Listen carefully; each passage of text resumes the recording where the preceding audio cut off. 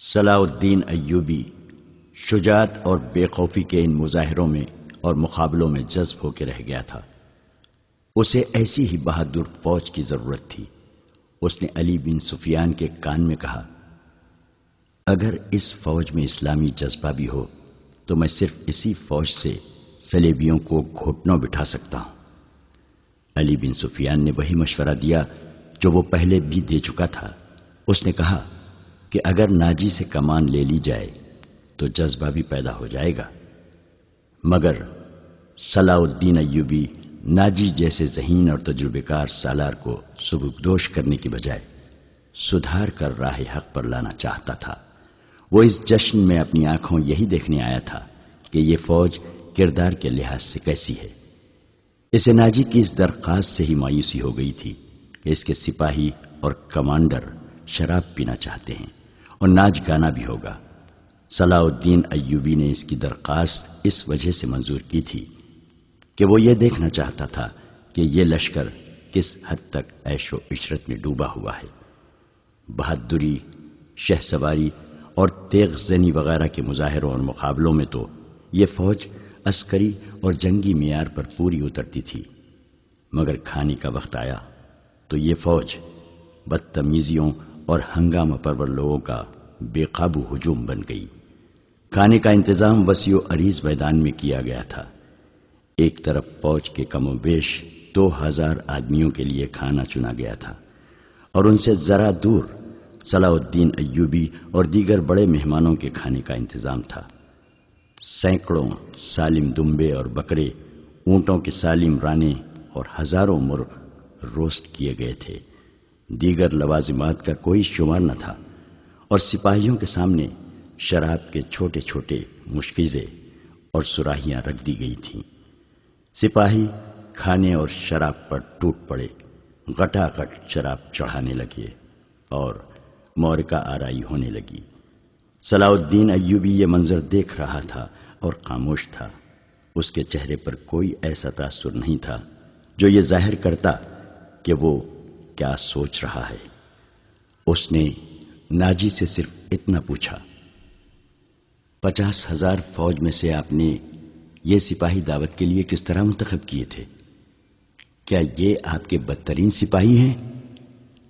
نہیں امیر مصر، ناجی نے غلامانہ لہجے میں جواب دیا، یہ 2000 عسکری میرے بہترین آدمی ہیں۔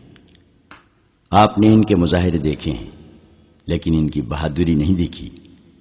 میدان جنگ میں یہ جس جاں بازی کا مظاہرہ کریں گے وہ آپ کو حیران کر دے گا۔ آپ ان کی بدتمیزی کو نہ دیکھیں، یہ آپ کے اشارے پر جانیں قربان کر دیں گے۔ میں انہیں کبھی کبھی کھلی چھوٹ دے دیا کرتا ہوں تاکہ مرنے سے پہلے دنیا رنگ و بو سے پورا لطف اٹھا لیں۔ صلاح الدین ایوبی نے اس استدلال کے جواب میں کچھ بھی نہ کہا۔ ناجی جب دوسرے مہمانوں کی طرف متوجہ ہوا تو صلاح الدین ایوبی نے علی بن سفیان سے کہا، میں جو دیکھنا چاہتا تھا وہ دیکھ لیا ہے۔ یہ سوڈانی عسکری شراب اور ہنگامہ آرائی کے عادی ہیں۔ تم کہتے ہو کہ ان میں جذبہ نہیں، میں دیکھ رہا ہوں کہ ان میں کردار بھی نہیں۔ اس فوج کو اگر تم میدان جنگ میں لے گئے تو یہ لڑنے کی بجائے اپنی جان بچانے کی فکر کرے گی اور مال غنیمت لوٹے گی اور مفتوح کی عورتوں کے ساتھ وحشیانہ سلوک کرے گی۔ اس کا علاج یہ ہے، علی بن سفیان نے کہا، کہ آپ نے مختلف خطوں سے جو فوج تیار کی ہے انہیں ناجی کے اس 50,000 سوڈانی لشکر میں مدغم کر دیا جائے۔ برے سپاہی اچھے سپاہیوں کے ساتھ مل جل کر اپنی عادتیں بدل دیا کرتے ہیں۔ صلاح الدین ایوبی مسکرایا اور علی سے کہا، تم یقیناً میرے دل کا راز جانتے ہو۔ میرا منصوبہ یہی ہے جو میں ابھی تمہیں بتانا نہیں چاہتا تھا، کسی سے اس کا ذکر نہ کرنا۔ علی بن سفیان میں یہی وصف تھا کہ دوسروں کے دلوں کے راز جان لیتا تھا اور غیر معمولی طور پر ذہین تھا۔ وہ کچھ کہنے اور کہنے ہی لگا تھا کہ ان کے سامنے کئی اور مشعلیں روشن ہو گئیں۔ زمین پر بیش قیمت قالین بچھے ہوئے تھے۔ شہنائی اور سارنگ کا ایسا میٹھا اور پرسوز نغمہ ابھرا کہ مہمانوں پر سناٹا طاری ہو گیا۔ ایک طرف سے ناچنے والیوں کی قطار نمودار ہوئی، 20 لڑکیاں ایسے باریک اور نفیس لباس میں ملبوس چلی آ رہی تھیں جس میں ان کے جسموں کا انگ انگ نظر آ رہا تھا۔ ہر ایک کا لباس نہایت باریک، جو شانوں سے ٹخنوں تک لامبا تھا۔ ان کے بال کھلے ہوئے تھے اور اسی ریشم کا حصہ نظر آتے تھے جس کا انہوں نے لباس پہن رکھا تھا۔ صحرا کی ہلکی ہلکی ہوا سے اور لڑکیوں کی چال سے یہ ڈھیلا ڈھالا لباس ہلتا تھا تو یوں لگتا تھا جیسے پھولدار پودوں کی ڈالیاں فضا میں تیر رہی ہوں۔ ہر ایک کے لباس کا رنگ جدا تھا، ہر ایک کی شکل و صورت ایک دوسری سے مختلف تھی، لیکن حسن اور جسم کی لچک میں سب ایک جیسی تھی۔ ان کے مرمری بازو اوریاں تھے، وہ چلتی آ رہی تھیں لیکن قدم اٹھتے نظر نہیں آتے تھے۔ وہ ہوا کی لہروں کی مانند آ رہی تھی۔ وہ نیم دائرے میں ہو کر رک گئیں۔ صلاح الدین ایوبی کی طرف منہ کر کے تعظیم کے لیے جھکی۔ سازندوں نے ان ریشمی بالوں اور جسموں کے جادو میں طلسم پیدا کر دیا۔ 2 سیاہ فام دیو ہیکل حبشی جن کی کمر کے گرد چیتوں کی کھالیں تھیں، ایک بڑا سا ٹوکرا اٹھائے تیز تیز قدم چلتے نظر آئے اور ٹوکرا لڑکیوں کے نیم دائرے کے سامنے رکھ دیا۔ ساز سپیروں کی بین کی دھن بجانے لگے۔ حبشی مست سانڈوں کی طرح پھونکارتے غائب ہو گئے۔ ٹوکرے میں سے ایک بہت بڑی کلی اوپر کو اٹھی اور پھول کی طرح کھل گئی۔ اس پھول میں سے ایک لڑکی کا چہرہ نمودار ہوا اور پھر وہ اوپر کو اٹھنے لگی۔ یوں لگتا تھا جیسے سرخ بادلوں میں سے چاند نکل رہا ہو۔ یہ لڑکی اس دنیا کی معلوم نہیں ہوتی تھی۔ اس کی مسکراہٹ بھی عرضی نہیں تھی۔ اس کے بالوں کی چمک بھی مصر کی کسی لڑکی کی چمک سے نہیں ملتی تھی، اور جب لڑکی نے پھول کی چوڑی پتیوں میں سے باہر قدم رکھا تو اس کے جسم کی لچک نے تماشائیوں کو مسحور کر لیا۔ علی بن سفیان نے صلاح الدین ایوبی کی طرف دیکھا۔ اس کے ہونٹوں پر مسکراہٹ تھی۔ صلاح الدین ایوبی نے مسکرا کر ان کی کان میں کہا، مجھے توقع نہیں تھی کہ یہ اتنی خوبصورت ہوگی۔ ناجی نے صلاح الدین ایوبی کے پاس آ کر کہا، امیر مصر کا اقبال بلند ہو۔ اس لڑکی کا نام زکوئی ہے۔ اسے میں نے آپ کی خاطر سکندریہ سے بلایا ہے۔ یہ پیشاور رقاصہ نہیں اور یہ عصمت فروش بھی نہیں۔ رقص سے اسے پیار ہے، شوخیہ ناچتی ہے، کسی محفل میں نہیں جاتی۔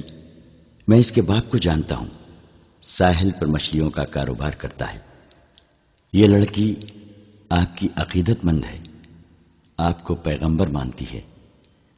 میں اتفاق سے اس کے گھر اس کے باپ سے ملنے گیا تو اس لڑکی نے استدعا کی کہ سنا ہے صلاح الدین ایوبی امیر مصر بن کے آئے ہیں، خدا کے نام پر مجھے ان سے ملوا دو۔ میرے پاس اپنی جان اور رقص کے سوا کچھ بھی نہیں جو میں اس عظیم ہستی کے قدموں میں پیش کروں۔ قابل صد اہتمام امیر، میں نے آپ سے رقص و سرور کی اجازت اسی لیے مانگی تھی کہ اس لڑکی کو میں آپ کے حضور پیش کرنا چاہتا تھا۔ آپ نے اسے بتایا تھا کہ میں اپنے سامنے کسی لڑکی کو رقص اور اوریانی کی حالت میں نہیں دیکھ سکتا۔ صلاح الدین ایوبی نے کہا، یہ لڑکیاں جنہیں آپ ملبوس لائے ہیں بالکل ننگی ہیں۔ عالی مقام، ناجی نے کھسیانہ ہو کے جواب دیا، میں نے بتایا تھا کہ امیر مصر رقص کو ناپسند فرماتے ہیں، لیکن یہ کہتی تھی کہ وہ میرا رقص پسند کریں گے کیونکہ میرے رقص میں دعوت گناہ نہیں۔ یہ ایک باعصمت لڑکی کا رقص ہوگا۔ میں ایوبی کے حضور اپنا جسم نہیں اپنا فن پیش کروں گی۔ اگر میں مرد ہوتی تو ایوبی کی جان کی حفاظت کے لیے اس کے محافظ دستے میں شامل ہو جاتی۔ آپ کہنا کیا چاہتے ہیں؟ صلاح الدین ایوبی نے پوچھا۔ میں اس لڑکی کو اپنے پاس بلا کر اسے خراج تحسین پیش کروں کہ تم اپنے جسم کو ہزاروں مردوں کے سامنے اوریاں کر کے بہت اچھا ناچتی ہو۔ اسے اس پر شاباش کہوں کہ اس نے مردوں کے جنسی جذبات بھڑکانے میں خوب مہارت حاصل کی ہے؟ نہیں امیر مصر، ناجی نے کہا، میں اسے اس وعدے پر یہاں لایا ہوں کہ آپ اسے شرف باریابی بخشیں گے۔ یہ بڑی دور سے اسی امید پر آئی ہے، ذرا دیکھیے اسے، اس کے رقص میں پیشہ ورانہ تاثر نہیں، خود سپردگی ہے۔ دیکھیے آپ کو کیسی نظروں سے دیکھ رہی ہے۔ بے شک عبادت صرف اللہ کی جاتی ہے، لیکن یہ رقص کی اداؤں سے، عقیدت سے، مخمور نگاہوں سے آپ کی عبادت کر رہی ہے۔ آپ اسے اپنے خیمے میں آنے کی اجازت دے دیں، تھوڑی سی دیر کے لیے۔ اسے مستقبل کی وہ ماں سمجھیں جس کی کوکھ سے اسلام کی پاسبانی کے لیے جاں باز جنم لیں گے۔ یہ اپنے بچوں کو بڑے فخر سے بتائے گی کہ میں نے صلاح الدین ایوبی سے تنہائی میں باتیں کرنے کا شرف حاصل کیا تھا۔ ناجی نے نہایت پراسرار الفاظ اور جذباتی لب و لہجے میں صلاح الدین ایوبی سے منوا لیا کہ یہ لڑکی جسے اس نے ایک بردہ فروش سے خریدا تھا، شریف باپ کی باعصمت بیٹی ہے۔ اس نے صلاح الدین ایوبی سے کہلوا لیا کہ اچھا، اسے میرے خیمے میں بھیج دینا۔ زکوئی نہایت آہستہ آہستہ جسم کو بل دیتی اور بار بار صلاح الدین ایوبی کی طرف دیکھ کر مسکراتی تھی۔ باقی لڑکیاں اس کے گرد تتلیوں کی طرح جیسے اڑ رہی ہوں۔ یہ اچھل کود والا رقص نہیں تھا۔ مشعلوں کی روشنی میں کبھی تو یوں لگتا تھا جیسے ہلکے نیلے شفاف پانی میں جل پریاں تیر رہی ہوں۔ چاندنی کا اپنا ایک تاثر تھا۔ صلاح الدین ایوبی کے متعلق کوئی نہیں بتا سکتا کہ وہ گم سم بیٹھا کیا سوچ رہا تھا۔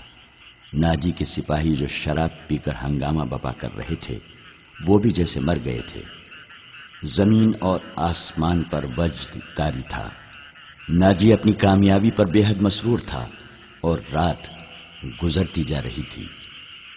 نصف شب کے بعد صلاح الدین ایوبی اس خوشنما خیمے میں داخل ہوا جو ناجی نے اس کے لیے نصب کرایا تھا۔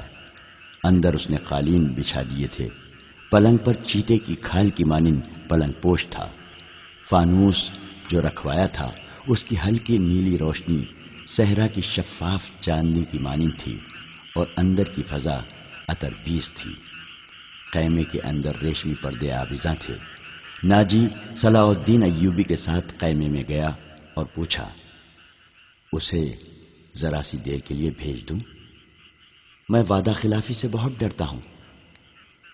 بھیج دو، صلاح الدین ایوبی نے کہا، اور ناجی ہرن کی طرح چوکڑیاں بھرتا خیمے سے نکل گیا۔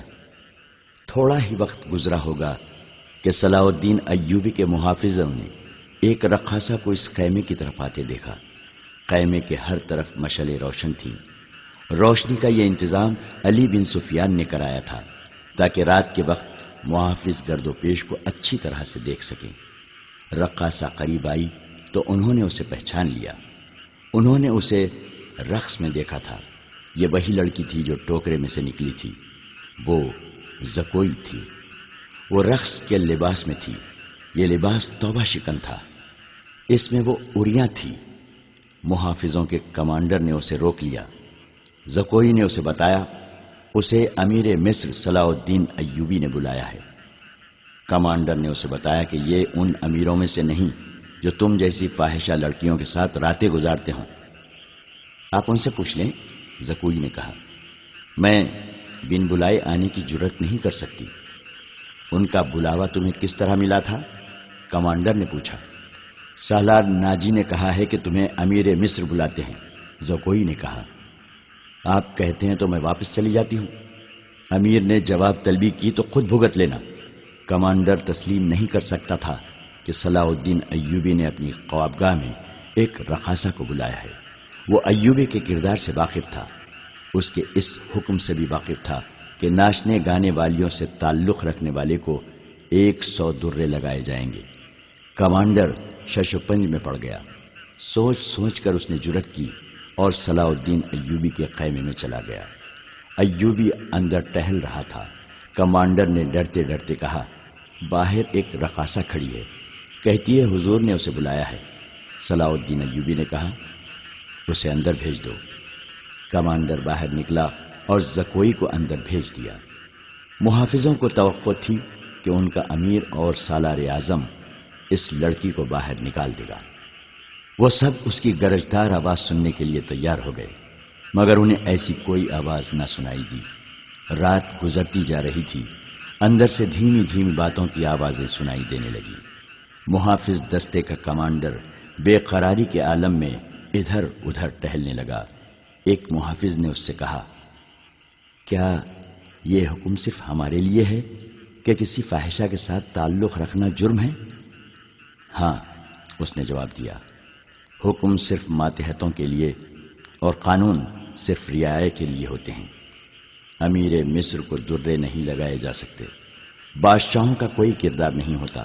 کمانڈر نے جل کر کہا، صلاح الدین ایوبی شراب بھی پیتا ہوگا؟ ہم پر جھوٹی پارسائی کا روب جمایا ہے۔ ہم پر جھوٹی پارسائی کا روب جمایا جاتا ہے۔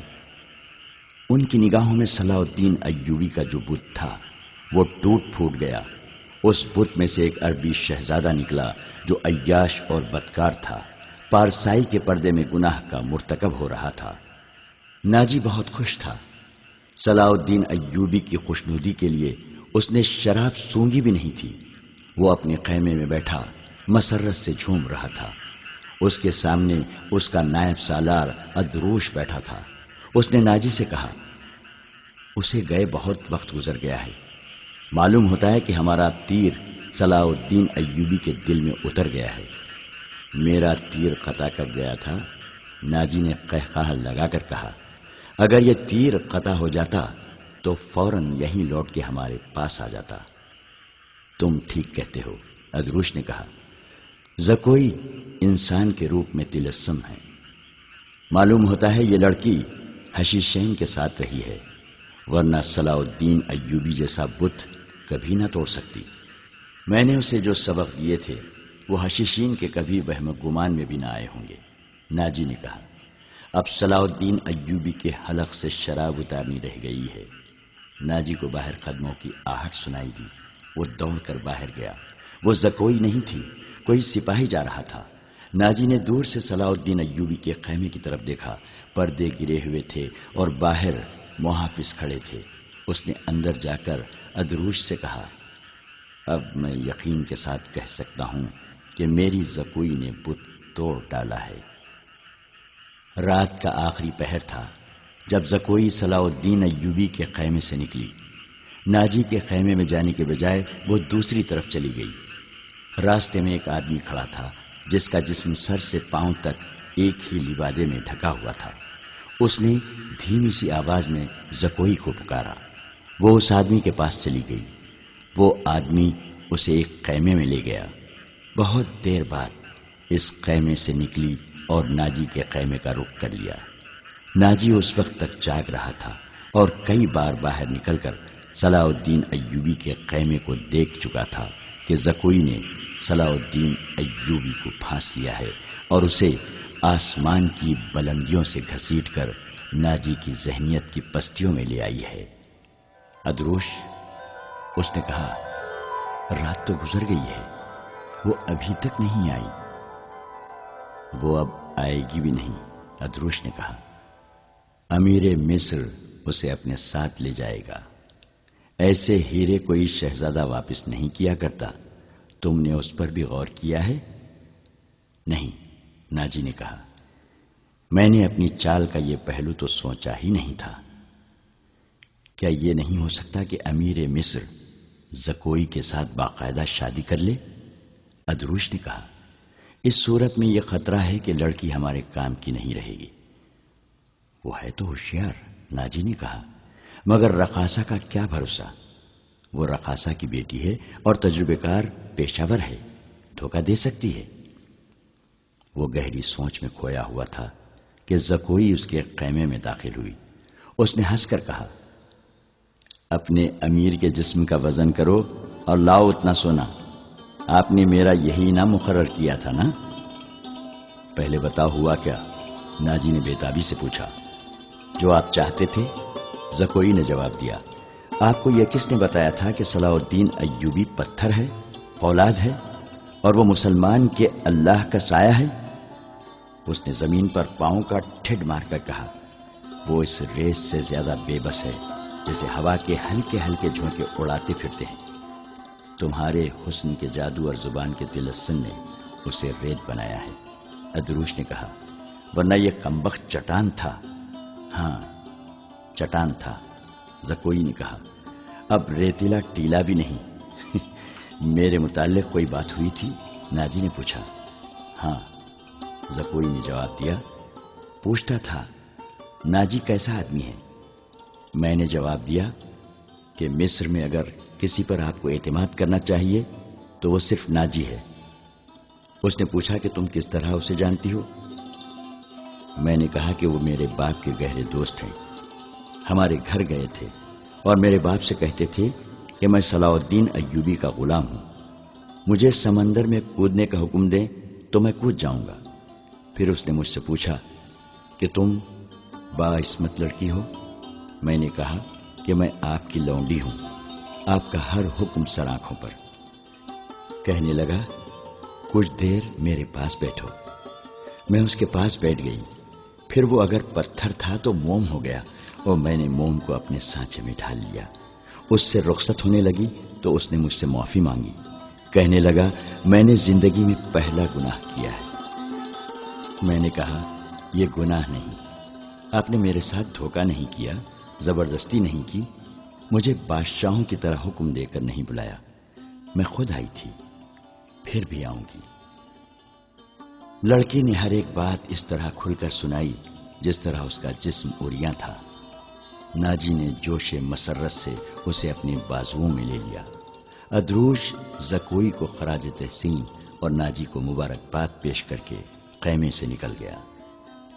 صحرا کی اس پر اسرار رات کی کوکھ سے جس صبح نے جنم لیا وہ کسی بھی صحرائی صبح سے مختلف نہیں تھی، مگر اس صبح کے اجالے نے اپنے تاریک سینے میں ایک راز چھپا لیا تھا جس کی قیمت اس سلطنت اسلامیہ جتنی تھی، جس کے قیام اور استحکام کا خواب صلاح الدین ایوبی نے دیکھا اور اس کی تعبیر کا عزم لے کر جوان ہوا تھا۔ گزشتہ رات اس صحرا میں جو واقعہ ہوا اس کے دو پہلو تھے۔ ایک پہلو سے صرف ناجی اور ادروش واقف تھے، دوسرے پہلو سے صلاح الدین ایوبی کا محافظ دستہ واقف تھا، اور صلاح الدین ایوبی، اس کا سراغ رساں اور جاسوس علی بن سفیان اور زکوئی، تین ایسے افراد تھے جو اس واقعے کے دونوں پہلوؤں سے واقف تھے۔ صلاح الدین ایوبی اور اس کے سٹاف کو ناجی نے نہایت شان و شوکت اور عقیدت مندی سے رخصت کیا۔ سوڈانی فوج دو رویہ کھڑی صلاح الدین زندہ باد کے نعرے لگا رہی تھی۔ صلاح الدین ایوبی نے نعروں کے جواب میں بازو لہرانے، مسکرانے اور دیگر تکلفات کی پرواہ نہ کی۔ ناجی سے ہاتھ ملایا، اپنے گھوڑے کو ایڑ لگا دی، اس کے پیچھے اس کے محافظوں اور دیگر سٹاف کو بھی گھوڑے دوڑانے پڑے۔ اپنے مرکزی دفتر میں پہنچ کر وہ علی بن سفیان اور اپنے ایک نائب کو اندر لے گیا اور دروازہ اندر سے بند کر لیا۔ وہ سارا دن کمرے میں بند رہے۔ سورج غروب ہوا، رات تاریک ہو گئی، کمرے کے اندر کھانا تو درکنار، پانی بھی نہیں گیا۔ رات قاسی گزر چکی تھی جب تینوں باہر نکلے اور اپنے اپنے گھروں کو روانہ ہوئے۔ علی بن سفیان ان سے الگ ہوا تو محافظوں کے دستے کے کمانڈر نے اسے روک لیا اور کہا، محترم، ہمارا فرض ہے کہ ہم حکم مانیں اور زبان بند رکھیں، لیکن میرے دستے میں ایک مایوسی اور بے اطمینانی پیدا ہو گئی ہے، خود میں بھی اس کا شکار ہو رہا ہوں۔ کیسی مایوسی؟ محافظ کہتے ہیں کہ ایک فوج کو شراب پینے کی اجازت ہے تو ہمیں اس سے کیوں منع کیا گیا ہے؟ کمانڈر نے کہا، اگر آپ میری شکایت کو گستاخی سمجھے تو سزا دیں، لیکن میری شکایت سن لیں۔ ہم اپنے امیر کو خدا کا برگزیدہ انسان سمجھتے تھے اور اس پر دل و جان سے فدا تھے، مگر رات اس کے خیمے میں ایک رقاصہ گئی تھی۔ علی بن سفیان نے اس کی بات پوری کرتے ہوئے کہا، تم نے کوئی گستاخی نہیں کی، گناہ امیر کرے یا غریب، سزا میں کوئی فرق نہیں، گناہ بہرحال گناہ ہے۔ میں تمہیں یقین دلاتا ہوں کہ رقاصہ اور امیر مصر کی خفیہ ملاقات کے ساتھ گناہ کا کوئی تعلق نہیں تھا۔ یہ کیا تھا ابھی نہیں بتاؤں گا، آہستہ آہستہ وقت گزرنے کے ساتھ ساتھ تم سب کو معلوم ہو جائے گا کہ رات کیا ہوا تھا۔ اس نے کمانڈر کے کندھے پر ہاتھ رکھ کر کہا، میری بات غور سے سنو عامر بن صالح، تم پرانے عسکری ہو، اچھی طرح جانتے ہو کہ فوج اور فوج کے سربراہوں کے کچھ راز ہوتے ہیں جن کی حفاظت ہم سب کا فرض ہے۔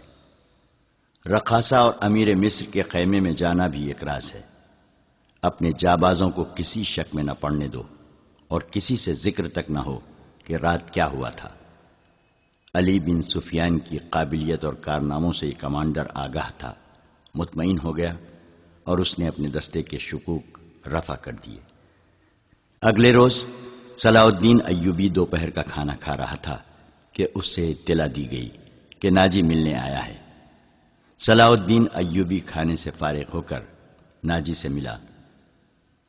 ناجی کا چہرہ بتا رہا تھا کہ گھبرایا ہوا ہے اور غصے میں بھی ہے۔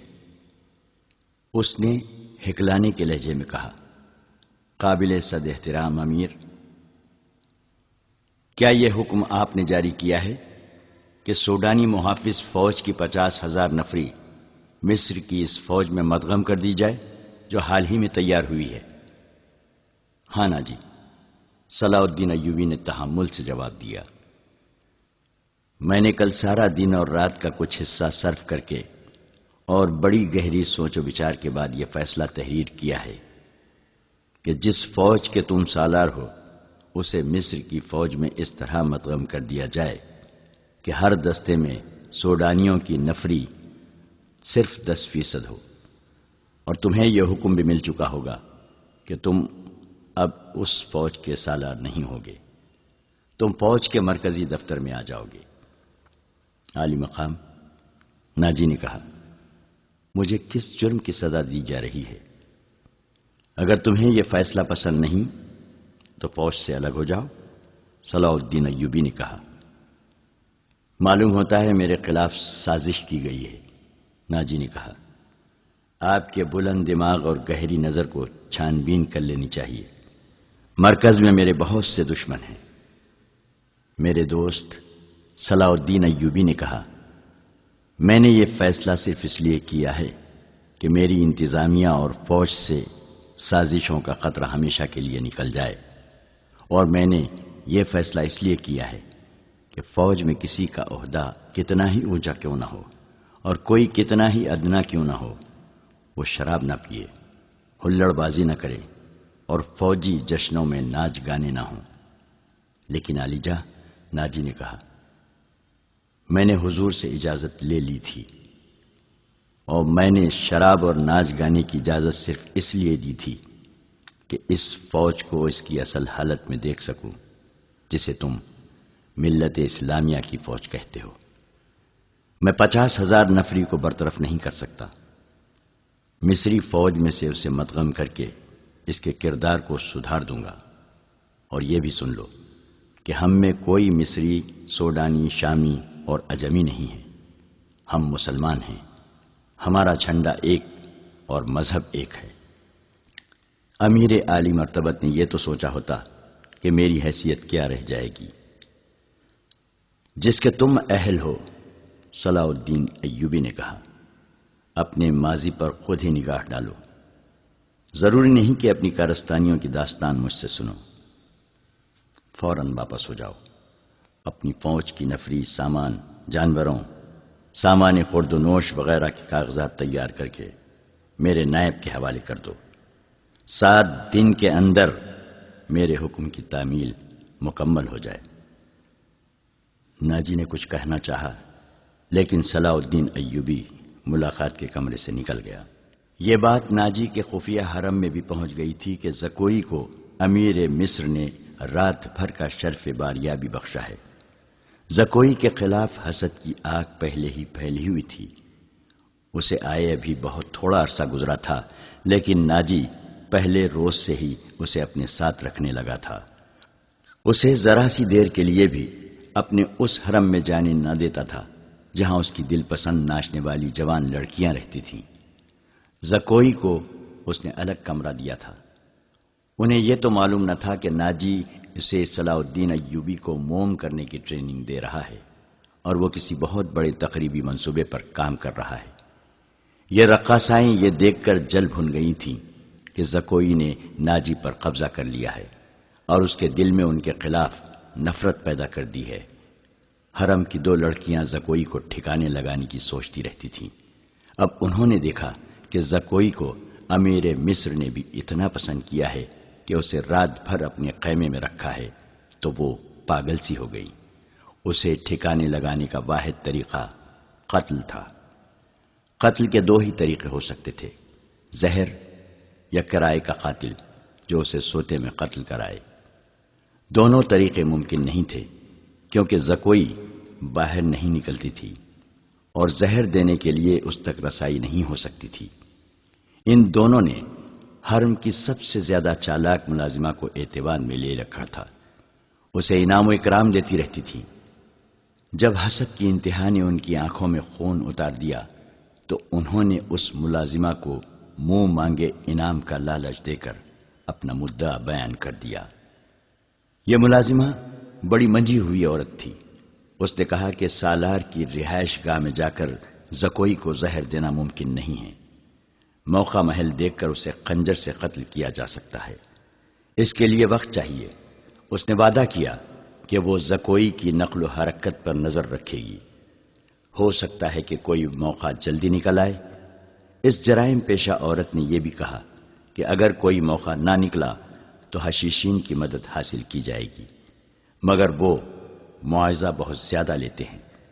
دونوں لڑکیوں نے اسے یقین دلایا کہ وہ زیادہ سے زیادہ معاوضہ دینے کو تیار ہیں۔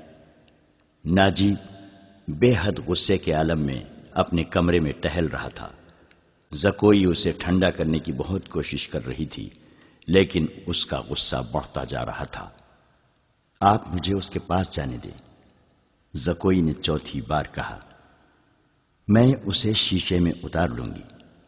بیکار ہے، ناجی نے گرج کر کہا۔ وہ کمبخت حکم نامہ جاری کر چکا ہے جس پر عمل بھی شروع ہو چکا ہے، مجھے اس نے کہیں کا نہیں رہنے دیا۔ اس پر تمہارا جادو نہیں چل سکا۔ مجھے معلوم ہے کہ میرے خلاف یہ سازش کرنے والے لوگ کون ہیں۔ وہ میری ابھرتی ہوئی حیثیت سے حسد کرتے ہیں۔ میں امیر مصر بننے والا تھا، میں نے یہاں کے حکمرانوں پر حکومت کی ہے حالانکہ میں معمولی سا سالار تھا، اب میں سالار بھی نہیں رہا۔ اس نے دربان کو اندر بلا کر کہا، ادروش کو بلا لائے۔ اس کا ہمراز اور نائب ادروش آیا تو ناجی نے اس کے ساتھ بھی اسی موضوع پر بات کی۔ اسے وہ کوئی نئی خبر نہیں سنا رہا تھا۔ ادروش کے ساتھ وہ صلاح الدین ایوبی کے نئے حکم نامے پر تفصیلی تبادلہ خیال کر چکا تھا، مگر دونوں اس کے خلاف کوئی کارروائی سوچ نہیں سکے تھے۔ اب اس کے دماغ میں ایک کارروائی آ گئی تھی۔ اس نے ادروش سے کہا، میں نے جوابی کارروائی سوچ لی ہے۔ کیا؟ بغاوت، ناجی نے کہا۔ ادروش چپ چاپ اسے دیکھتا رہا۔ ناجی نے کہا، تم حیران ہو گئے ہو؟ کیا تمہیں شک ہے کہ یہ 50,000 سوڈانی فوج ہماری وفادار نہیں؟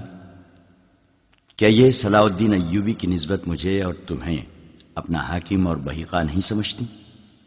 کیا تم اپنی فوج کو یہ کہہ کر بغاوت پر آمادہ نہیں کر سکتے کہ تمہیں مصریوں کا غلام بنایا جا رہا ہے اور مصر تمہارا ہے؟ ادروش نے گہری سانس لے کر کہا، میں نے اس اقدام پر غور نہیں کیا تھا۔ بغاوت کا انتظام ایک اشارے پر ہو سکتا ہے، لیکن مصر کی نئی فوج بغاوت کو دبا سکتی ہے اور اس فوج کو کمک بھی مل سکتی ہے۔ حکومت سے ٹکر لینے سے پہلے ہمیں ہر پہلو پر غور کر لینا چاہیے۔ میں غور کر چکا ہوں، ناجی نے جواب دیا۔ میں عیسائی بادشاہوں کو مدد کے لیے بلا رہا ہوں۔ تم 2 پیامبر تیار کر دو، انہیں بہت دور جانا ہے۔ آؤ میری باتیں غور سے سن لو۔ زکوئی، تم اپنے کمرے میں چلی جاؤ۔ زکوئی اپنے کمرے میں چلی گئی اور وہ دونوں ساری رات اپنے کمرے میں بیٹھے رہے۔ صلاح الدین ایوبی نے دونوں فوجوں کو مدغم کرنے کا وقت 7 روز مقرر کیا تھا۔ کاغذی کارروائی ہوتی رہی، ناجی پوری طرح تعاون کرتا رہا۔ 4 روز گزر چکے تھے۔ اس دوران ناجی ایک بار پھر صلاح الدین ایوبی سے ملا، لیکن اس نے کوئی شکایت نہ کی۔ تفصیلی رپورٹ دے کر صلاح الدین ایوبی کو مطمئن کر دیا کہ 7ویں روز دونوں فوجیں ایک ہو جائیں گی۔ صلاح الدین ایوبی کے نائبین نے بھی اسے یقین دلایا کہ ناجی دیانتداری سے تعاون کر رہا ہے، مگر علی بن سفیان کی رپورٹ کسی حد تک پریشان کن تھی۔ اس کی انٹیلیجنس سروس نے رپورٹ دی تھی کہ سوڈانی فوج کے سپاہیوں میں بے اطمینانی اور ابتری سی پائی جاتی ہے۔ وہ مصری فوج میں مدغم ہونے پر خوش نہیں۔ ان کے درمیان یہ افواہیں پھیلائی جا رہی تھی کہ مصری فوج میں مدغم ہو کر ان کی حیثیت غلاموں کی سی ہو جائے گی، انہیں مال غنیمت بھی نہیں ملے گا اور ان سے بار برداری کا کام لیا جائے گا، اور سب سے بڑی بات یہ ہے کہ انہیں شراب نوشی کی اجازت نہیں ہوگی۔ علی بن سفیان نے یہ رپورٹیں صلاح الدین ایوبی تک پہنچا دیں۔ ایوبی نے اسے کہا کہ یہ لوگ طویل مدت سے عیش کر رہے ہیں، انہیں نئی تبدیلی یقیناً پسند نہیں آئے گی۔ مجھے امید ہے کہ وہ نئے حالات اور ماحول کے عادی ہو جائیں گے۔ اس لڑکی سے ملاقات ہوئی یا نہیں؟ صلاح الدین ایوبی نے پوچھا۔ نہیں، علی نے جواب دیا، اس سے ملاقات ممکن نظر نہیں آتی۔ میرے آدمی ناکام ہو چکے ہیں، ناجی نے اسے قید کر رکھا ہے۔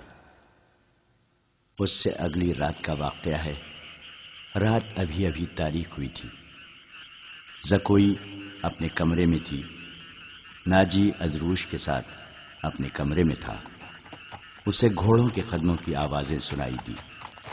اس نے پردہ ہٹا کر دیکھا، باہر کے چراغوں کی روشنی میں اسے 2 گھوڑ سوار گھوڑوں سے اترتے دکھائی دیے۔ لباس سے وہ تاجر معلوم ہوتے تھے، لیکن وہ گھوڑوں سے اتر کر ناجی کے کمرے کی طرف چلے تو ان کی چال بتاتی تھی کہ یہ تاجر نہیں۔ اتنے میں ادروش باہر نکلا۔ دونوں سوار اسے دیکھ کر رک گئے اور ادروش کو سپاہیوں کے انداز سے سلام کیا۔ ادروش نے ان کے گرد گھوم کر ان کے لباس کا جائزہ لیا، پھر انہیں کہا کہ ہتھیار دکھاؤ۔ دونوں نے پھرتی سے چوغے کھولے اور ہتھیار دکھائے۔ ان کے پاس چھوٹی تلواریں اور ایک خنجر تھا۔ ادروش انہیں اندر لے گیا۔ دربان ایک طرف کھڑا تھا۔ زکوئی گہری سوچ میں کھو گئی۔ وہ کمرے سے نکلی اور ناجی کے کمرے کا رخ کیا، مگر دربان نے اسے دروازے پر روک لیا اور کہا کہ اسے حکم ملا ہے کہ کسی کو اندر نہ جانے دوں۔ زکوئی کو وہاں ایسی حیثیت حاصل ہو گئی تھی کہ وہ کمانڈروں پر بھی حکم چلانے لگی تھی۔ دربان کے روکنے سے بھی وہ سمجھ گئی کہ کوئی خاص بات ہے۔ اسے یاد آیا کہ 2 راتیں پہلے ناجی نے اس کی موجودگی میں ادروش سے کہا تھا، میں عیسائی بادشاہوں کو مدد کے لیے بلا رہا ہوں، تم 2 پیامبر تیار کرو، انہیں بہت دور جانا ہے۔ اور پھر اس نے زکوئی کو اپنے کمرے میں چلے جانے کو کہا تھا، اور اس نے بغاوت کی باتیں بھی کی تھیں۔ یہ سب کچھ سوچ کر وہ اپنے کمرے میں واپس چلی گئی۔ اس کے اور ناجی کے خاص کمرے کے درمیان ایک دروازہ تھا جو دوسری طرف سے بند تھا۔ اس نے اسی دروازے کے ساتھ کان لگا دیے۔ ادھر کی آوازیں دھیمی تھیں، اسے کوئی بات سمجھ نہ آئی۔ کچھ دیر بعد اسے ناجی کی بڑی صاف آواز سنائی دی۔ اس نے کہا، آبادیوں سے دور رہنا، اگر کوئی شک و پکڑنے کی کوشش کرے تو تم سب سے پہلے یہ پیغام غائب کرنا، جان پر کھیل جانا، جو بھی راستے میں حائل ہو اسے ختم کر دینا۔ تمہارا سفر 4 دنوں کا ہے، 3 دنوں میں پہنچنے کی کوشش کرنا۔ سمت یاد کر لو، شمال مشرق۔ دونوں آدمی باہر نکلے۔ زکوئی بھی باہر آ گئی۔ اس نے دیکھا کہ وہ دونوں گھوڑوں پر سوار ہو رہے تھے۔ ناجی اور ادروش بھی باہر کھڑے تھے۔ سواروں کو الوداع کہنے نکلے ہوں گے۔ سوار بہت تیزی سے روانہ ہو گئے۔ ناجی نے زکوئی کو دیکھا تو اسے بلا کر کہا، میں باہر جا رہا ہوں، کام بہت ہے، تم آرام کرو، اگر اکیلے دل نہ لگے تو حرم میں گھوم پھر آنا۔ ہاں، زکوئی نے کہا، جب سے آئی ہوں باہر نہیں نکلی۔ ناجی اور ادروس چلے گئے۔ زکوئی نے چوغا پہنا، کمر بند میں خنجر رکھا اور حرم کی طرف چل پڑی۔ وہ جگہ چند 100 گز دور تھی۔ وہ ناجی پر یہ ظاہر کرنا چاہتی تھی کہ وہ حرم میں گئی تھی۔ دربان کو بھی اس نے یہی بتایا۔ حرم میں داخل ہوئی تو وہاں کی رہنے والیوں نے اسے حیران ہو کے دیکھا۔ وہ پہلی دفعہ وہاں گئی تھی۔ سب نے اس کا استقبال احترام اور پیار سے کیا۔ ان 2 لڑکیوں نے بھی اسے خوش آمدید کہا جو اسے قتل کرانا چاہتی تھی۔ زکوئی سب سے ملی، ہر ایک کے ساتھ باتیں کی اور واپس چل پڑی۔ وہ ملازمہ بھی وہیں تھی جسے اس کے قتل کے لیے رکھا گیا تھا۔ اس نے زکوئی کو بڑی غور سے دیکھا۔ زکوئی باہر نکل گئی۔ حرم والے مکان اور ناجی کی رہائش گاہ کا درمیانی علاقہ اونچا نیچا تھا اور ویران۔ زکوئی حرم سے نکلی تو ناجی کی رہائش گاہ کی طرف جانے کی بجائے بہت تیز تیز دوسری سمت چل پڑی۔ ادھر ایک پگڈنڈی بھی تھی، لیکن زکوئی اس سے ذرا دور ہٹ کر جا رہی تھی۔ اس سے 15-20 قدم پیچھے ایک سیاہ سایہ چلا جا رہا تھا۔ وہ کوئی انسان ہی ہو سکتا تھا، مگر سر سے پاؤں تک ایک لبادے میں لپٹا ہونے کی وجہ سے سیاہ بھوت لگتا تھا۔ زکوئی کی رفتار تیز ہوئی تو اس بھوت نے اپنی رفتار اس سے بھی تیز کر دی۔ آگے گھنی جھاڑیاں تھیں، زکوئی ان میں روپوش ہو گئی۔ سیاہ بھوت بھی جھاڑیوں میں غائب ہو گیا۔ وہاں سے کوئی 250-300 گز آگے صلاح الدین ایوبی کی رہائش گاہ تھی، جس کے ارد گرد فوج کے اعلیٰ رتبوں کے افراد رہتے تھے۔ زکوئی کا رخ ادھر ہی تھا۔ وہ گھنی جھاڑیوں میں سے نکلی ہی تھی کہ بائیں طرف سے سیاہ بھوت اٹھا۔ چاندنی بڑی صاف تھی، پھر بھی اس کا چہرہ نظر نہیں آتا تھا۔ اس کے پاؤں کی آہٹ بھی نہیں تھی۔ بھوت کا ہاتھ اوپر اٹھا، چاندنی میں خنجر چمکا اور بجلی کی تیزی سے خنجر زکوئی کے بائیں کندھے اور گردن کے درمیان اتر گیا۔ زکوئی کی چیخ نہیں نکلی، خنجر اس کے کندھے سے نکل گیا۔ زکوئی نے اتنا گہرا زخم کھا کر بھی نہایت تیزی سے اپنے کمر بند سے خنجر نکالا۔ بھوت نے اس پر دوسرا وار کیا تو زکوئی نے اس کے خنجر والے بازو کو اپنے بازو سے روک کر اپنا خنجر بھوت کے سینے میں گھونپ دیا۔ اسے چیخ سنائی دی جو کسی عورت کی تھی۔ زکوئی نے اپنا خنجر کھینچ کر دوسرا وار کیا جو بھوت کے پیٹ میں اتر گیا۔ اس کے ساتھ ہی اس کے اپنے پہلو میں خنجر لگا، لیکن زیادہ گہرا نہیں اترا۔ بھوت چکرا کر گرا۔ زکوئی نے یہ نہیں دیکھا کہ اس پر حملہ کرنے والا کون تھا۔ وہ دوڑ پڑی۔ اس کے جسم سے خون بہت تیزی سے بہہ رہا تھا۔ صلاح الدین ایوبی کا مکان اسے چاندنی میں نظر آنے لگا۔ آدھا فاصلہ طے کر کے اسے چکر آنے لگے۔ اس کی رفتار سست ہونے لگی۔ اس نے چلانا شروع کر دیا، علی ایوبی، علی ایوبی۔ اس کے کپڑے لال سرخ ہو گئے تھے اور وہ بڑی مشکل سے قدم گھسیٹ رہی تھی۔ اس کی منزل تھوڑی ہی دور رہ گئی تھی، جہاں تک پہنچنا اس کے لیے ممکن نظر نہیں آتا تھا۔ وہ مسلسل صلاح الدین ایوبی اور علی بن سفیان کو پکارے جا رہی تھی۔ قریب کہیں ایک گشتی سنتری پھر رہا تھا۔ اسے اس کی آوازیں سنائی دیں تو وہ دوڑ کر پہنچا۔ زکوئی اس پر گر پڑی اور کہا، مجھے امیر مصر تک پہنچا دو، بہت جلدی، بہت جلدی۔ سنتری نے اس کا خون دیکھا تو اسے پیٹھ پر لاد کر دوڑ پڑا۔ صلاح الدین ایوبی اپنے کمرے میں بیٹھا علی بن سفیان سے رپورٹ دے رہا تھا۔ اس کے 2 نائب بھی موجود تھے۔ یہ رپورٹیں کچھ اچھی نہیں تھیں۔ علی بن سفیان نے بغاوت کے خدشے کا اظہار کیا تھا جس پر غور ہو رہا تھا۔ دربان گھبراہٹ کے عالم میں اندر آیا اور بتایا کہ ایک سپاہی ایک زخمی لڑکی کو اٹھائے باہر کھڑا ہے، کہتا ہے یہ لڑکی امیر مصر سے ملنا چاہتی ہے۔ یہ سنتے ہی علی بن سفیان کمان سے نکلے ہوئے تیر کی طرح کمرے سے نکل گیا۔ اس کے پیچھے صلاح الدین ایوبی دوڑ پڑا۔ اتنے میں لڑکی کو اندر لے آئے۔ صلاح الدین ایوبی نے کہا، طبیب اور جراح کو فوراً بلاؤ۔ لڑکی کو صلاح الدین ایوبی نے اپنے پلنگ پر لٹا دیا۔ ذرا سی دیر میں پلنگ پوش خون سے لال ہونے لگا۔ کسی کو نہ بلاؤ، لڑکی نے نحیف آواز میں کہا، میں اپنا فرض ادا کر چکی ہوں۔ تمہیں زخمی کس نے کیا ہے زکوئی؟ علی بن سفیان نے پوچھا۔ پہلے ضروری باتیں سن لو، زکوئی نے کہا۔ شمال مشرق کی طرف سوار دوڑا دو۔ 2 سوار جاتے نظر آئیں گے۔ دونوں کے چوغے بادامی رنگ کے ہیں۔ ایک کا گھوڑا بادامی اور دوسرے کا سیاہ ہے۔ وہ تاجر لگتے ہیں۔ ان کے پاس سالار ناجی کا تحریری پیغام ہے جو عیسائی بادشاہ فرینک کو بھیجا گیا ہے۔ ناجی کی یہ سوڈانی فوج بغاوت کرے گی۔ مجھے اور کچھ بھی نہیں معلوم۔ تمہاری سلطنت سخت خطرے میں ہے۔ ان 2 سواروں کو راستے میں پکڑ لو، تفصیل ان کے پاس ہے۔ بولتے بولتے زکوئی کو غشی آنے لگی۔ 2 طبیب آ گئے۔ انہوں نے زکوئی کا خون بند کرنے کی کوششیں شروع کر دی۔ اس کے منہ میں دوائیاں ڈالی جن کے اثر سے وہ بولنے کے قابل ہو گئی۔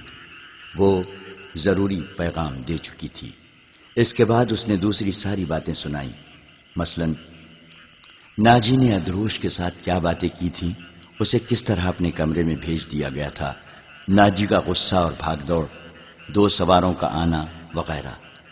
پھر اس نے بتایا کہ اسے کچھ علم نہیں کہ اس پر حملہ کرنے والا کون تھا۔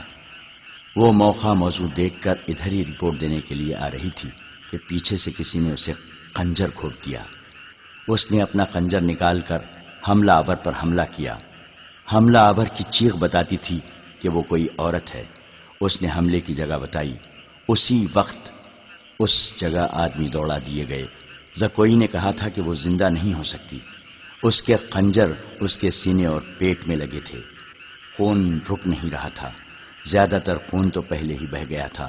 زکوئی نے صلاح الدین ایوبی کا ہاتھ پکڑا اور چوم کر کہا، اللہ آپ کو اور آپ کی سلطنت کو سلامت رکھے۔ آپ شکست نہیں کھا سکتے۔ مجھ سے زیادہ کوئی نہیں بتا سکتا کہ صلاح الدین ایوبی کا ایمان کتنا پختہ ہے۔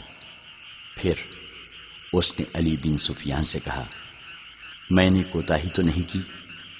آپ نے جو فرض مجھے سونپا تھا وہ میں نے پورا کر دیا ہے۔ تم نے اس سے زیادہ پورا کیا ہے۔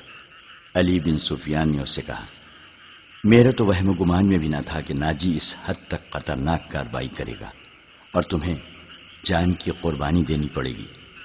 میں نے تمہیں صرف مخبری کے لیے وہاں بھیجا تھا۔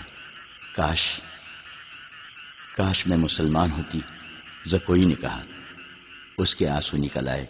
اس نے کہا، میرے اس کام کا جو بھی معاوضہ دینا ہے وہ میرے اندھے باپ اور سدا بیمار ماں کو دے دینا۔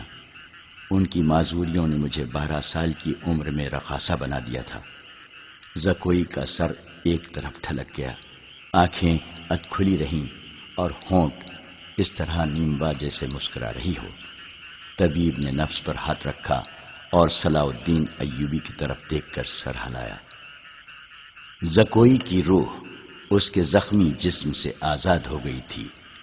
صلاح الدین ایوبی نے کہا، یہ کسی بھی مذہب کی تھی، اسے پورے اعزاز کے ساتھ دفن کرو۔ اس نے اسلام کے لیے جان قربان کی ہے، یہ ہمیں دھوکہ بھی دے سکتی تھی۔ دربان نے بتایا کہ باہر ایک عورت کی لاش آئی ہے، جا کر دیکھا، وہ ایک ادھیڑ عمر کی عورت کی لاش تھی۔ جائے وقوع سے وہ 2 خنجر ملے تھے۔ اس عورت کو کوئی نہیں پہچانتا تھا۔ یہ ناجی کے حرم کی ملازمہ تھی جس نے انعام کے لالچ میں زکوئی پر قاتلانہ حملہ کیا تھا۔ رات کو ہی زکوئی کو فوجی اعزاز کے ساتھ دفن کر دیا گیا اور ملازمہ کی لاش گڑھا کھود کر دفنا دی گئی۔ دونوں کو خفیہ طریقے سے دفنایا گیا۔ انہیں جب دفنایا جا رہا تھا، صلاح الدین ایوبی نے نہایت اعلیٰ نسل کے 8 جوان گھوڑے منگوائے اور 8 سوار منتخب کر کے انہیں علی بن سفیان کی کمان میں ناجی کے ان 2 آدمیوں کے پیچھے دوڑا دیا جو ناجی کا پیغام لے کے جا رہے تھے۔ زکوئی کون تھی؟ وہ مراکش کی ایک رقاصہ تھی۔ کسی کو بھی معلوم نہیں کہ اس کا مذہب کیا تھا۔ وہ مسلمان نہیں تھی، عیسائی بھی نہیں تھی، جیسا کہ کہا جا چکا ہے کہ علی بن سفیان صلاح الدین ایوبی کی انٹیلیجنس یعنی جاسوسی اور سراغ رسانی کا سربراہ تھا۔ اسے دوسروں کے راز معلوم کرنے کے لیے کئی ڈھنگ اختیار کرنے پڑتے تھے۔ صلاح الدین ایوبی اسے اپنے ساتھ مصر لایا تھا۔ یہاں آ کر معلوم ہوا کہ سوڈانی فوج کا سالار ناجی سازشی اور شیطان ہے۔ اس کے اندرون خانہ حالات معلوم کرنے کے لیے علی بن سفیان نے جاسوسی کا جال بچھا دیا تھا۔ اسے راز کی ایک بات یہ معلوم ہوئی کہ ناجی حسن بن صباح کے فدائیوں کی طرح مخالفین کو حسین لڑکیوں اور حشیش سے پھانستا اور اپنا گرویدہ بناتا یا مروا دیتا ہے۔ علی بن سفیان نے تلاش بسیار کے بعد کسی کی وساست سے زکوئی کو مراکش سے حاصل کیا اور خود بردہ فروش کا بہروپ دھار کر اسے ناجی کے ہاتھ بیچ دیا۔ اس لڑکی میں ایسا جادو تھا کہ ناجی اسے صلاح الدین ایوبی کو پھانسنے کے لیے استعمال کرنا چاہتا تھا، مگر خود ہی اس لڑکی کے دام میں پھنس گیا۔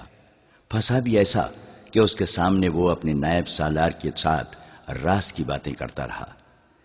اس نے زکوئی کو جشن کی رات صلاح الدین ایوبی کے خیمے میں بھیج دیا اور اپنی اس فتح پر بے حد مسرور تھا کہ صلاح الدین ایوبی کا اس نے بت توڑ دیا ہے۔ اب وہ اسی لڑکی کے ہاتھوں اسے شراب بھی پلا سکے گا اور پھر اسے اپنا مرید بنا لے گا۔ مگر اس کے فرشتے کو بھی نہیں معلوم ہو سکا کہ زکوئی صلاح الدین ایوبی ہی کی جاسوسا تھی۔ وہ اسے خیمے میں رپورٹیں دیتی رہی اور صلاح الدین ایوبی سے ہدایات لیتی رہی تھی۔ اس کے خیمے سے نکل کر زکوئی دوسری طرف چلی گئی تھی، جہاں اسے منہ اور سر پر لپیٹے ایک آدمی ملا تھا۔ وہ آدمی علی بن سفیان تھا، جس نے اسے کچھ اور ہدایت دی تھی۔ اس کے بعد زکوئی ناجی کے گھر سے باہر نہ نکل سکی، اس لیے وہ علی بن سفیان کو کوئی رپورٹ نہ دے سکی۔ آخر اسے موقع مل گیا اور وہ ایسی خبر لے کر وہاں سے نکلی جو خدا کے سوا کسی اور کو معلوم نہ تھی۔ یہ زکوئی کی بد نصیبی تھی کہ حرم میں اس کے خلاف اس لیے سازش ہو رہی تھی کہ اس نے ناجی پر قبضہ کر لیا ہے۔ یہ سازش کامیاب ہو گئی اور زکوئی قتل ہو گئی، لیکن وہ اطلاع پہنچانے تک زندہ رہی۔ اس کے مرنے کے بعد کچھ عرصہ بعد وہ معاوضہ جو علی بن سفیان نے اس کے ساتھ طے کیا تھا، صلاح الدین ایوبی کی طرف سے انعام اور وہ رقم جو علی بن سفیان نے ناجی سے بردہ فروش کے بھیس میں زکوئی کی قیمت کے طور پر وصول کی تھی، مراکش میں زکوئی کے معذور والدین کو ادا کر دی۔ موت کی اس رات کے ستارے ٹوٹ گئے اور صبح طلوع ہوئی تو علی بن سفیان 8 سواروں کے ساتھ انتہائی تیز رفتار سے شمال مشرق کی طرف جا رہا تھا۔ آبادیاں دور پیچھے رہ گئی تھیں۔ اسے معلوم تھا کہ فرینک کے ہیڈ کوارٹر تک پہنچنے کا راستہ کون سا ہے۔ رات انہوں نے گھوڑوں کو تھوڑی سی دیر کے لیے آرام دے دیا تھا۔ یہ عربی گھوڑے تھکے ہوئے بھی تازہ دم لگتے تھے۔ دور افق پر کھجور کے چند ایک درخت میں علی کو 2 گھوڑے جاتے نظر آئے۔ اس نے اپنی پارٹی کو رستہ بدلنے اور اوٹ میں ہونے کے لیے ٹیلوں کے ساتھ ساتھ ہو جانے کو کہا۔ وہ صحرا کا رازدان تھا، بھٹکنے کا اندیشہ نہ تھا۔ اس نے رفتار اور تیز کر دی۔ اگلے 2 سواروں اور اس کی پارٹی میں کم و بیش 4 میل کا فاصلہ تھا۔ یہ فاصلہ طے ہو گیا مگر گھوڑے تھک گئے۔ وہ جب کھجوروں کے درختوں تک پہنچے تو 2 سوار کوئی 2 میل دور مٹی کی ایک پہاڑی کے ساتھ ساتھ جا رہے تھے۔ ان کے گھوڑے بھی شاید تھک گئے تھے۔ دونوں سوار اترے اور نظروں سے اوجھل ہو گئے۔ وہ پہاڑی کی اوٹ میں بیٹھ گئے ہیں، علی بن سفیان نے کہا اور راستہ بدل دیا۔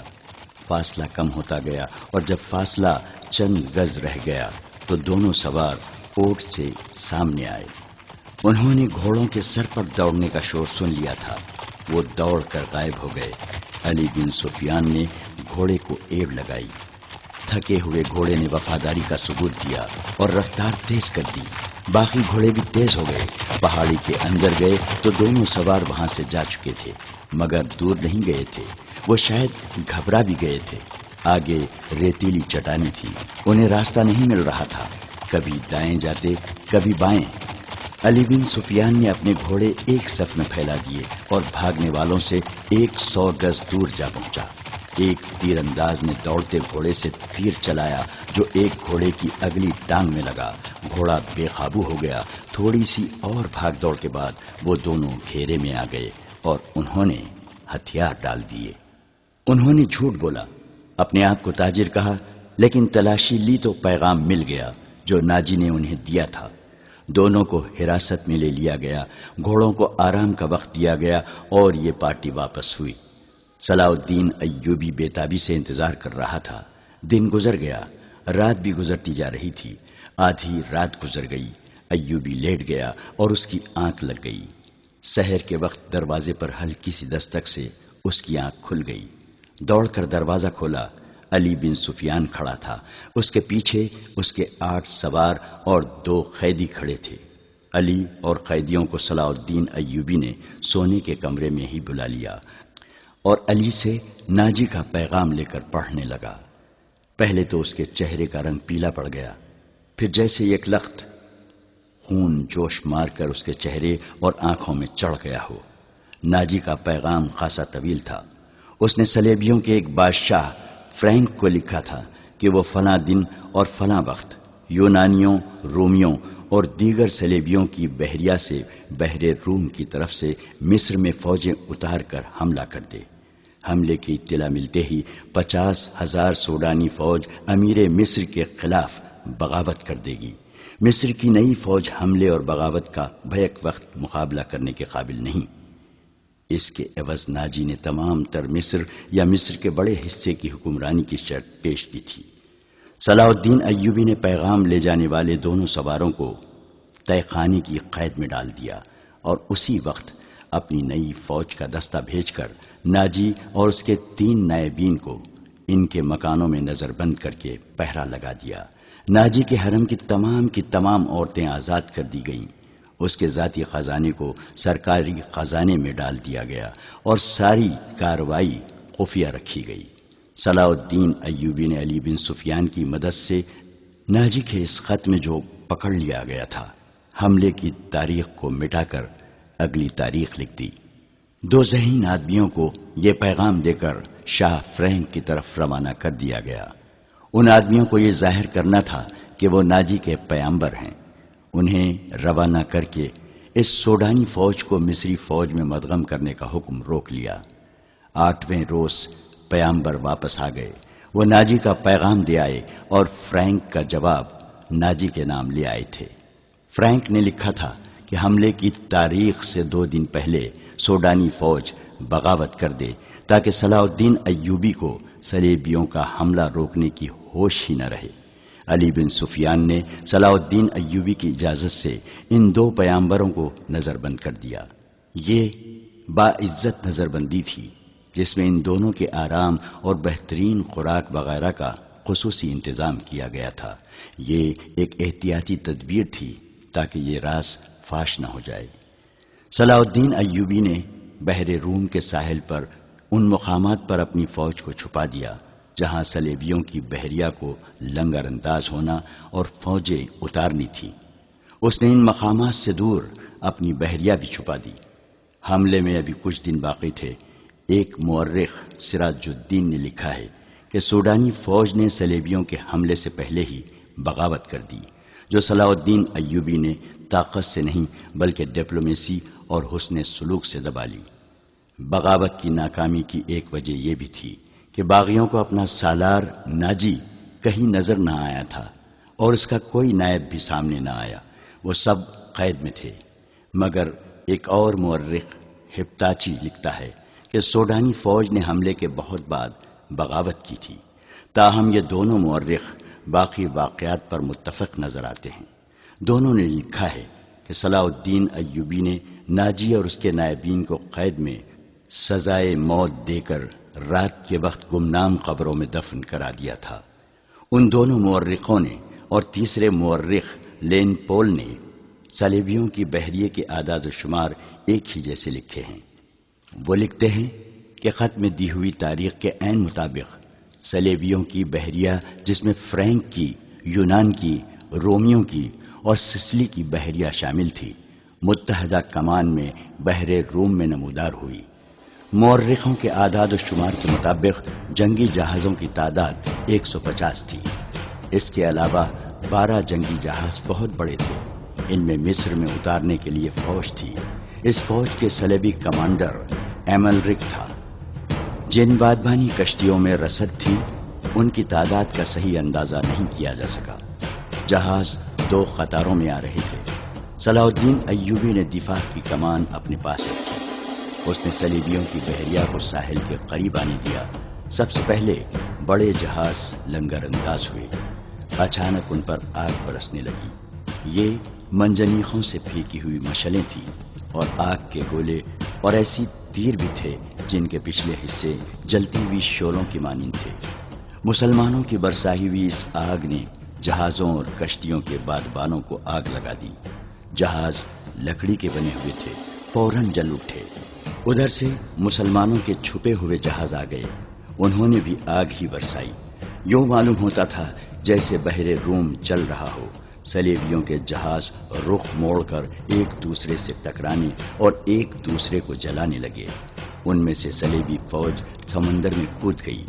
ان میں سے جو سپاہی ساحل کی طرف آئے وہ صلاح الدین ایوبی کے تیر اندازوں کا نشانہ بنے۔ ادھر نور الدین زنگی نے شاہ فرینک کی سلطنت پر حملہ کر دیا۔ فرینک نے اپنی فوج کو مصر میں داخل کرنے کے لیے خشکی کے ذریعے روانہ کر دیا تھا۔ فرینک صلیبیوں کی بحریہ کے ساتھ تھا۔